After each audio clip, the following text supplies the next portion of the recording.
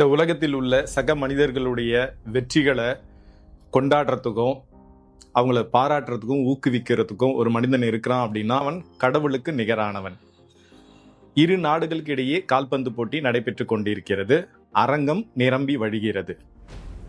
ரெண்டு நாடும் மாத்தி மாத்தி கோல் போட்டு வெற்றியை சரிசமமா பகிர்ந்து கொண்டிருக்கிறார்கள். அப்ப அந்த கூட்டத்துல ஒருத்தர் ரெண்டு நாட்டுல எந்த நாடு கோல் போட்டாலும் ஆர்ப்பரித்து கைத்தட்டி சந்தோஷமா கொண்டாடுறார். இதை பார்த்து அங்கிருந்த ரசிகர்கள் கூட்டத்துக்கு ஒரு சந்தேகம், இவர் எந்த நாட்டை ஆதரிக்கிறார் அப்படின்னு ஒரே குழப்பம். சரி, அவர்கிட்டே கேட்கிறாங்க.